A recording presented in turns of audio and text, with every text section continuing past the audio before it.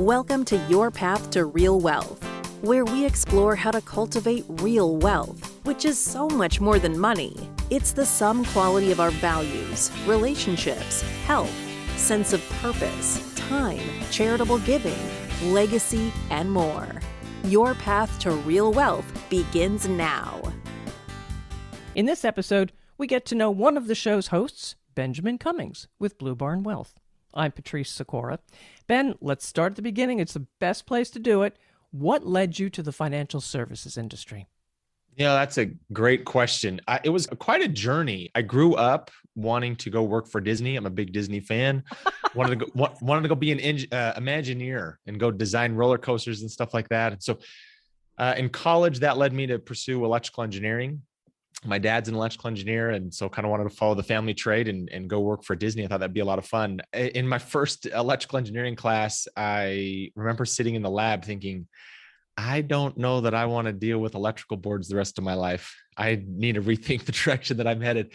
And so I kind of explored some different things. I thought for a while, graphic design, maybe could go work for Pixar and go do movies, or maybe go do special effects for the movies, and thought that would be a lot of fun. But then ultimately decided I really wanted to help people. And so I decided to pursue a degree in psychology. So pursued psychology, thought that was great.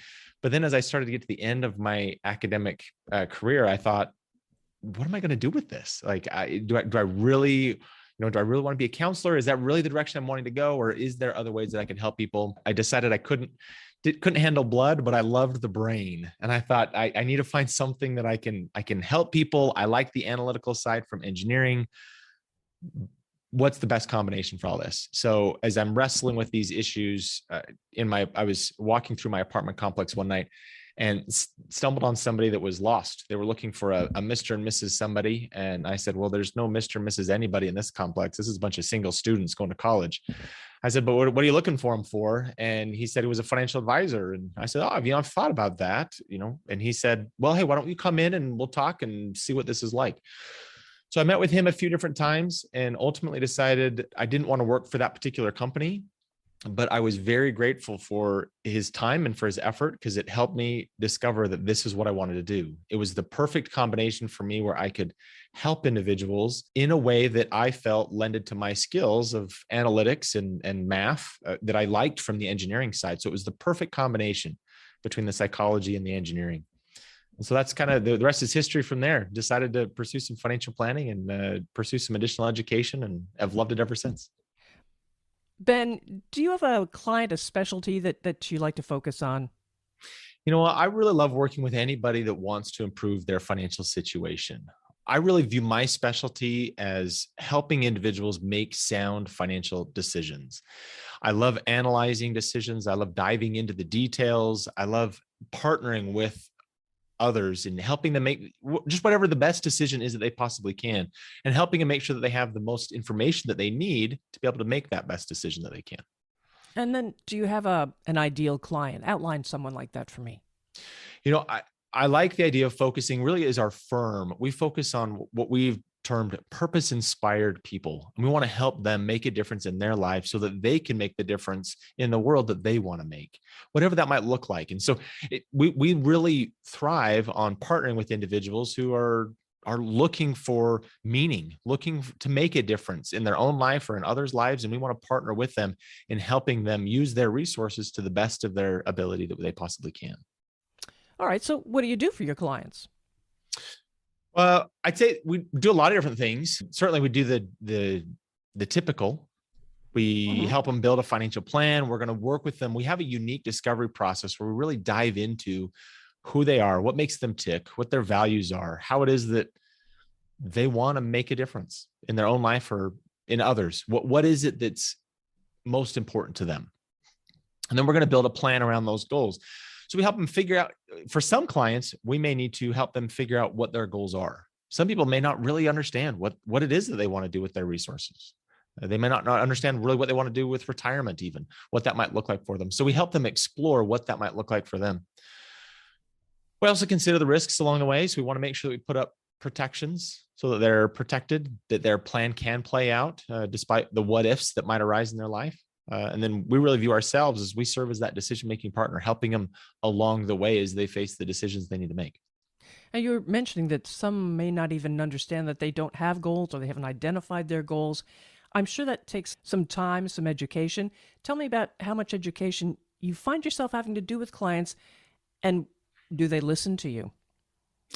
Yeah, great question. So, I love teaching. I also, in addition to being an advisor here at Blue Barn Wealth, I also teach at Utah Valley University. I'm the director of our Master of Financial Planning and Analytics program. And so I love being able to teach the students there, and that translates directly into teaching our clients here. So I love the idea of helping educate clients so that they can make the best decision that they can. I think it's a fine balance of sharing the information that clients need so that they can make an informed decision without boring them with the details that they've hired us for. And so I think that's the difficult balance. I think I tend to geek out a little bit more than probably a lot of advisors do, because I love the details and I love being able to teach. And so the clients that I tend to work with are those that resonates, that they like the idea of being informed about the decisions that they're making. Do they listen to you? I think so.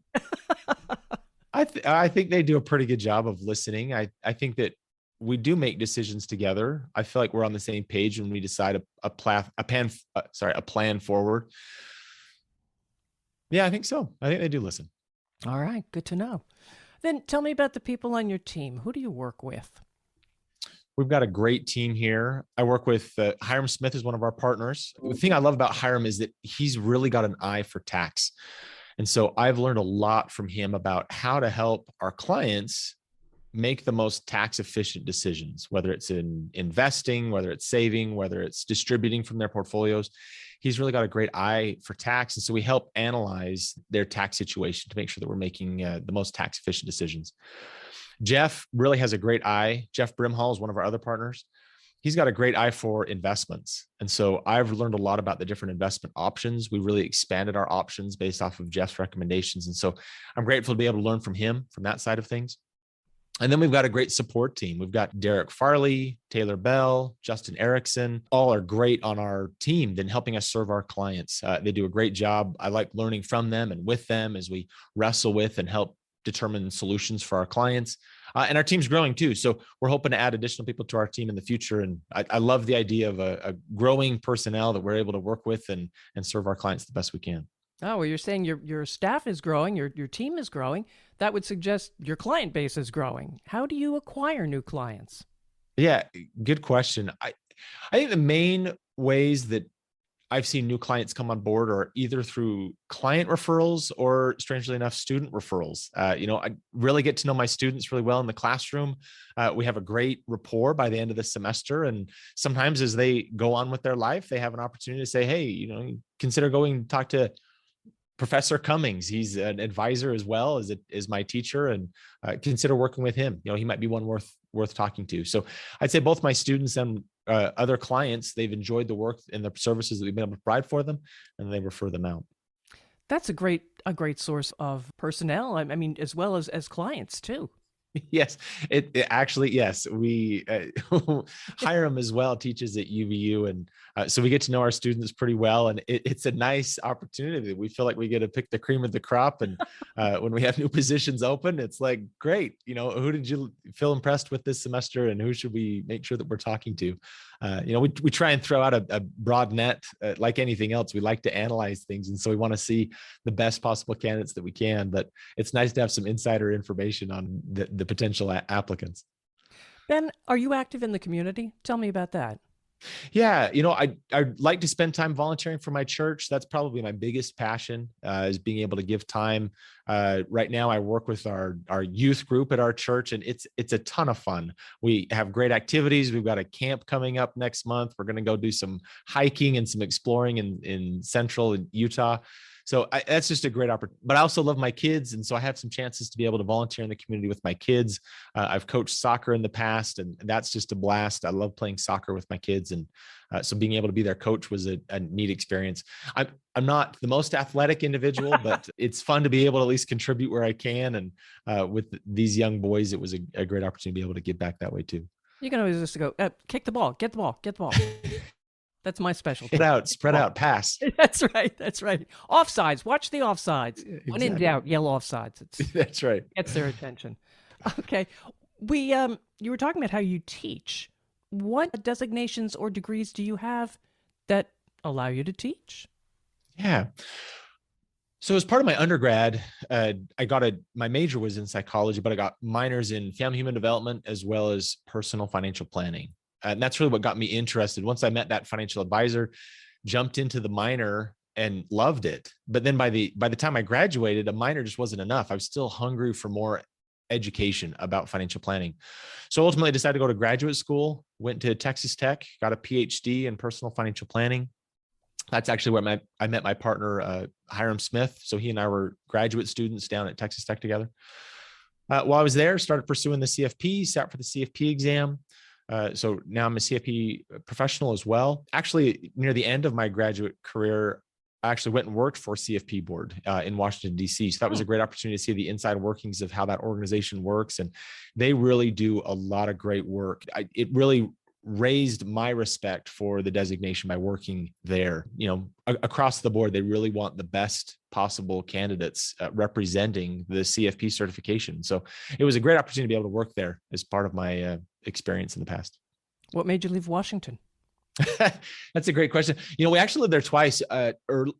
Before graduate school, I went and worked for a financial advising firm in Northern Virginia. My wife previously, before we got married, she lived in the DC area and served as an intern on the Hill. So we've always had a bit of the Potomac fever. Loved that area, ton of fun. But our time after working for CFP board, I wanted to go and teach. I've really liked this balance of teaching and practice. And so went from there, went and taught for a university in Philadelphia, ultimately landed at the American College, which is well known in financial services education. Taught there for a while, loved working with their doctoral students and helping them pursue additional research in financial planning. So that was a ton of fun to be able to work there.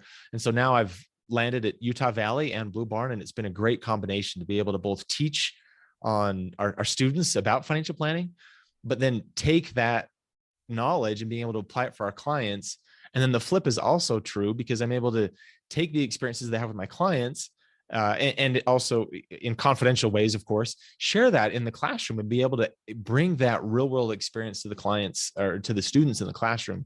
So it's been a great blend. I love being able to do both. And how has it helped you form your business or investment philosophy? And what is that philosophy? I've been able to see a lot of different students from different perspectives and different clients from different perspectives.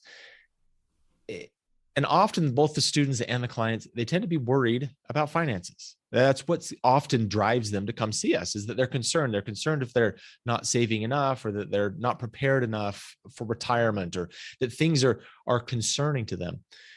So the thing that I often say on the investment side is that the investments are a means to an end, that they're designed to help us accomplish our goals. They're not the end in and of itself. And so I think that investments need to be aligned with that the investments aren't the goal. They're merely the tool that we're using to accomplish your goal. And so our investment philosophy is that we want to make sure that you can still sleep at night. We want to make sure that you're not stressing or worried over your investments, as they are the way that you're going to help reach your goals. We want you to be able to focus on your goals and not worry so much about the investments. We've got them. We're watching over them. We're taking care of them. That's why you hire us, is to worry about the investment side so that you don't have to, so that you could then focus on the things that are more meaningful in your life. That's kind of our main philosophy, I'd say. All right. Well, putting the philosophy aside and putting work aside, what do you do for fun when you're not working? As my wife and I were talking about moving back to Utah, we both grew up here, but we lived out of state for quite a while. I was reflecting on, what it would be like living back in the state where we grew up. And I was a little resistant. I was a little unsure about what that might be like. But the thing that brought a lot of comfort is that I realized that I'd be close to the mountains that I love. I love snow skiing. It is just a blast. It is the thrill of my life. And it's been a ton of fun to be able to take my kids to the slopes as well. I've really enjoyed being able to help them discover this love for skiing that I have as well.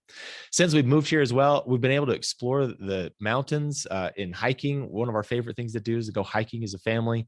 Just go up and find, there's so many trails all over the Wasatch Front here in Utah that we're able to just go find a new trail and explore some new land. And it's been just a thrill. So I'd say those are probably two of my favorite pastimes.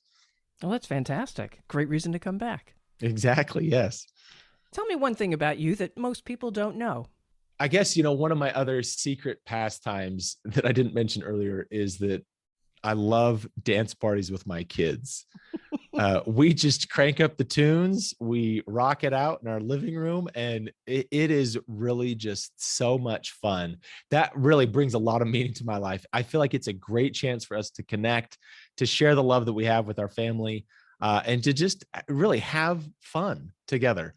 Dance like nobody's watching. We close the blinds so nobody is watching, and it's just a blast. I'd say our favorite, no surprise, Disney. We get out the Disney soundtracks. That's true. As long as it's not Baby Shark. Okay. Yes. Yeah. So lately, it's certainly been a lot of Encanto. Oh, okay. Encanto, Moana. Yeah. Absolutely. Yeah. Just watched Moana the other night with my granddaughters. Yeah. Good music, though. Yeah. And great to be able to dance to. It's true. So true. All right. Do you have besides Disney, do you have a motto or something you say to yourself to keep you focused and on track? When I was in college, I thought a lot about that, of what I kind of want my mantra to be for life. And as I started dating my wife, she ended up putting this on a mirror that now hangs in our living room to kind of serve as a regular reminder of this motto. And it's this, I like alliterations as well, so you can kind of catch the alliterations in here, but it's cherish change and meditate more to become better. I really like this idea that change is where we grow. Like, that's how we improve. That's how we progress, is that we have to be willing to change, but often it's comfortable how we are and where we are. And so it can be uncomfortable to change. And so the idea of cherishing change actually brings to light the idea that we want to be able to cherish it. We want to appreciate these opportunities for growth and for change. And then the idea of meditating more, I think it helps just to meditate, to think, to ponder on our place in life and in the world, and how it is that we can contribute. And that's really how we can lead to a more enriching life, and how we ourselves can improve and progress. Really awesome thoughts. Thank you for that. Yeah, thank you. And how can listeners reach you if they've got some thoughts? Yes, I love being able to dialogue on these things. This podcast is designed to focus on real wealth. And we really view real wealth as so much more than just money. It's all about our relationships. It's our health. It's about our sense of purpose. It's about our values. And so how can they reach us? I'd love this chance to be able to dialogue about any of these things. We've got our website, bluebarnwealth.com. On our website, we've got our contact information. We've got offices here in Utah. So if you're local, we'd love to meet here. We also do virtual consultations with anybody, wherever you might be living. And so whether you're near or far, feel free to reach us. Our website's probably the best place, bluebarnwealth.com. Get a hold of us. All right. Thank you, Ben. Thank you so much.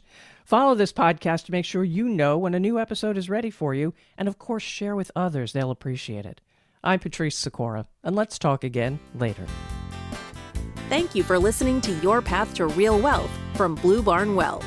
If you like what you heard, please share it with your friends and click the subscribe button to be notified when new episodes become available. The information covered and posted represents the views and opinions of the hosts and any guests, and does not necessarily represent the views or opinions of Blue Barn Wealth. The content has been made available for informational and educational purposes only, and is not intended to be a substitute for personalized investment advice.